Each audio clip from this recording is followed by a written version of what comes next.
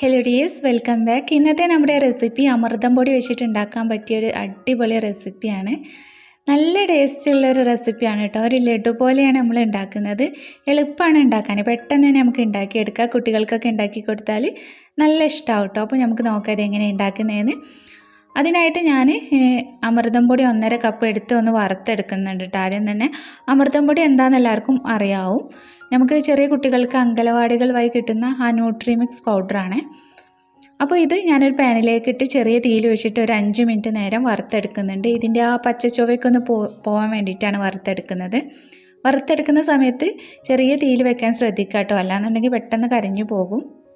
പിന്നെ നമ്മുടെ ചാനൽ ആരെങ്കിലും ഫസ്റ്റ് ടൈം കാണുന്നുണ്ടെങ്കിൽ ഒന്ന് സബ്സ്ക്രൈബ് ചെയ്തിട്ട് വീഡിയോ കാണാം കേട്ടോ. എന്നാലേ ഇനി വീഡിയോസൊക്കെ ഇടുമ്പോൾ നിങ്ങൾക്ക് നോട്ടിഫിക്കേഷനൊക്കെ ലഭിക്കുള്ളൂ.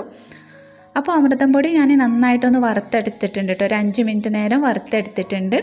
ഇനി നമുക്കിത് ഒരു തീ ഓഫ് ചെയ്തിട്ട് ഇതൊരു ബൗളിലേക്ക് മാറ്റണം. അപ്പോൾ ഞാൻ അമൃതം പൊടി വറുത്തത് ഒരു പാത്രത്തിലേക്ക് മാറ്റുന്നുണ്ട്. ഭയങ്കര എളുപ്പമാട്ടോ ഈ ഒരു റെസിപ്പി ഉണ്ടാക്കാൻ. നമുക്ക് വൈകുന്നേരമൊക്കെ അമൃതം പൊടി ഉണ്ടെങ്കിൽ പെട്ടെന്ന് തന്നെ മക്കൾക്ക് ചായക്കൊക്കെ ഉണ്ടാക്കി കൊടുക്കാം. ഇനി നമുക്കിതിലേക്ക് 1 കപ്പ് അളവിൽ തേങ്ങ ചിരവിയത് ചേർത്ത് കൊടുക്കുന്നുണ്ട് കേട്ടോ. പിന്നെ ഒരു 1/2 കപ്പ് അളവിൽ ശർക്കര ചീകിയത് കേട്ടോ. ഒരു 2-3 ശർക്കര എടുത്തിട്ട് ജസ്റ്റ് ഒന്ന് കത്തി വെച്ചിട്ടൊന്ന് ചീകിയെടുത്താൽ മതി. അതും കൂടി ചേർക്കുന്നുണ്ട്.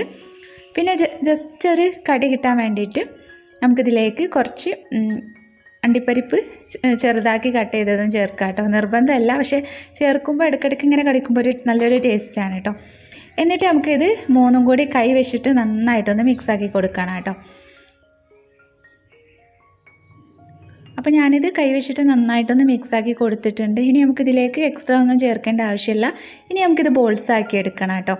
അപ്പോൾ ബോൾസാക്കി എടുക്കുന്നതിന് മുമ്പ് കയ്യിൽ നെയ്യോ എണ്ണയോ എന്തെങ്കിലും ഒന്ന് പുരട്ടി കൊടുക്കുക കേട്ടോ. നെയ്യ് പുരട്ടി കൊടുക്കുക കയ്യിൽ. എന്നിട്ടിങ്ങനെ കൈ വെച്ചിട്ട് ഇങ്ങനെ ഉരുട്ടിയിട്ട് ബോൾസാക്കി എടുക്കുക. അങ്ങനെ ഞാൻ എല്ലാം ബോൾസാക്കി എടുക്കുന്നുണ്ട് കേട്ടോ. അപ്പോൾ ഇതാ ഇതുപോലെ ആക്കിയെടുക്കുക ഓരോന്നും. അങ്ങനെ ഓരോന്നും ഇതുപോലെ റൗണ്ടാക്കി ബോൾസാക്കി എടുത്തിട്ടുണ്ട്.